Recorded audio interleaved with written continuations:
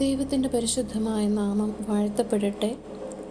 നോമ്പിൻ്റെ 25-ാം ദിവസമായ ഇന്നത്തെ ധ്യാനത്തിനായി തിരഞ്ഞെടുത്തിരിക്കുന്ന വേദഭാഗം വിശുദ്ധ യോഹന്നാൻ എഴുതിയ സുവിശേഷം 3-ാം അധ്യായം 1 മുതൽ 17 വരെയുള്ള വാക്യങ്ങളാണ്.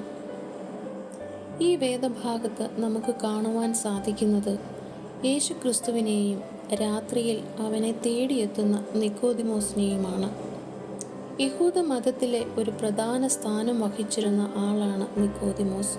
എങ്കിലും അദ്ദേഹം ഒരു സത്യാന്വേഷിയായിരുന്നുവെന്ന് ഈ വേദഭാഗം നമ്മെ പഠിപ്പിക്കുന്നു. 1-ാം വാക്യത്തിൽ അദ്ദേഹം പരീശന്മാരുടെ കൂട്ടത്തിൽ യഹൂദന്മാരുടെ ഒരു പ്രമാണിയായിരുന്നു. അറിവും അംഗീകാരവും മാന്യതയും ഉണ്ടായിരുന്ന ഒരു വ്യക്തി. എന്നാൽ 2-ാം വാക്യത്തിൽ യോഹന്നാൻ പ്രത്യേകം പറയുന്നു, നിക്കോദിമോസ് രാത്രിയിലാണ് യേശുവിൻ്റെ അടുക്കൽ വന്നത്. യോഹന്നാൻ്റെ സുവിശേഷത്തിൽ രാത്രി ആത്മീയ അന്ധകാരത്തെയും അജ്ഞതയെയും സൂചിപ്പിക്കുന്നു. അറിവുള്ളവനായിരുന്നിട്ടും ക്രിസ്തുവിൻ്റെ പ്രകാശം പ്രാപിക്കാതെ ഇരുട്ടിൽ വസിച്ചിരുന്നവൻ.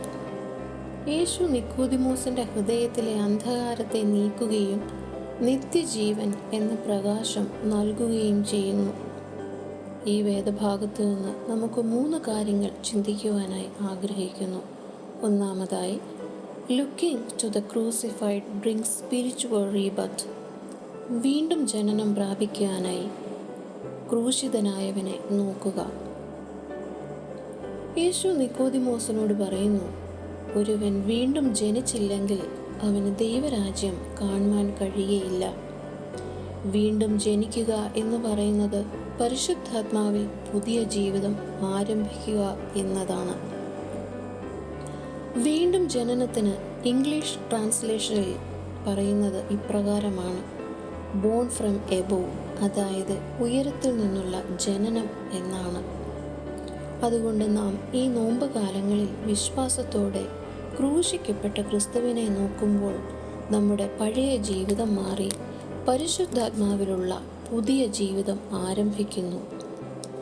ഈ നോമ്പ് ക്രിസ്തുവിനെ നോക്കുവാനും പരിശുദ്ധാത്മാവിനെ പ്രാപിക്കുവാനും ക്രിസ്തുവിലുള്ള പുതിയ ജീവിതം ആരംഭിക്കുവാനും നമ്മെ സഹായിക്കട്ടെ.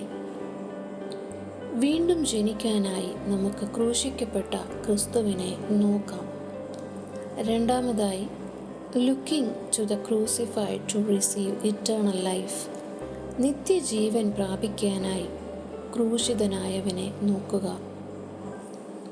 16-ാം വാക്യത്തിൽ യേശു നിക്കോദിമോസിനോട് ദൈവത്തിൻ്റെ മഹത്തായ സ്നേഹം വെളിപ്പെടുത്തുന്നു.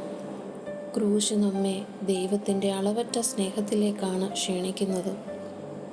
അത് മറ്റൊന്നുമല്ല, നിത്യജീവനാണ്. നിത്യജീവൻ ദൈവത്തോടുള്ള ബന്ധമാണ്, ദൈവത്തിനോട് ഒത്തുള്ള ജീവിതമാണ്.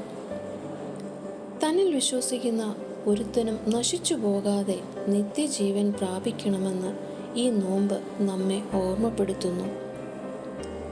നോമ്പ് നിത്യജീവനിലേക്കുള്ള ഒരു ക്ഷണമാണ്. മൂന്നാമതായി, looking to the crucified brings salvation. രക്ഷ പ്രാപിക്കുവാനായി ക്രൂശിതനിലേക്ക് നോക്കുക. എല്ലാ മനുഷ്യരും ഇന്ന് പാപത്തിന് കീഴിലായിരിക്കുന്നു. ഭൂമി ദൈവത്തിൻ്റെ ന്യായവിധിക്ക് ഒരുങ്ങിയിരിക്കുന്നു. എന്നാൽ ക്രൂശിക്കപ്പെട്ട ക്രിസ്തുവിനെ നോക്കി അവനിൽ തന്നെ നാം വിശ്വസിക്കുമ്പോൾ ന്യായവിധി മാറി നാം രക്ഷയുടെ അനുഭവക്കാരാകുന്നു.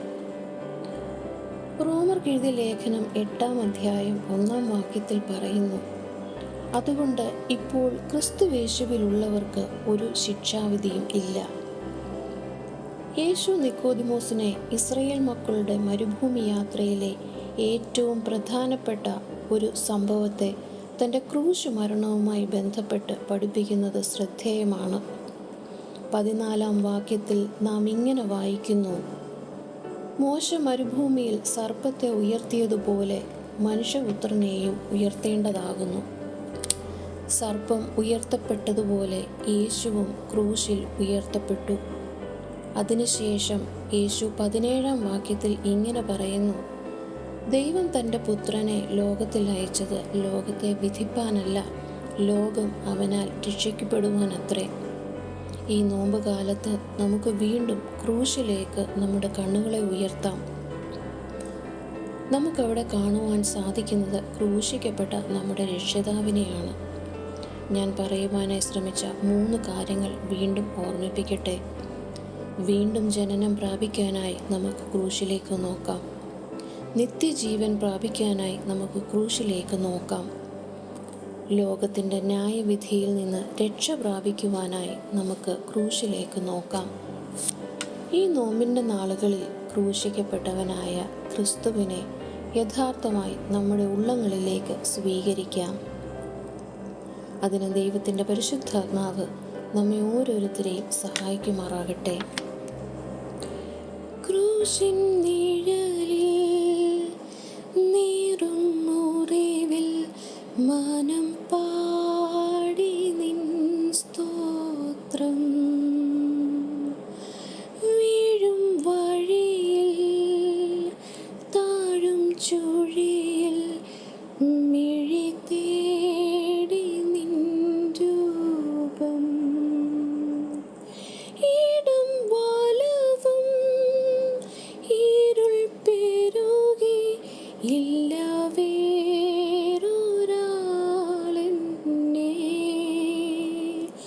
ഒന്നു താങ്ങുവാൻ നാഥ, ഇല്ല വേറൊരാളെന്നെ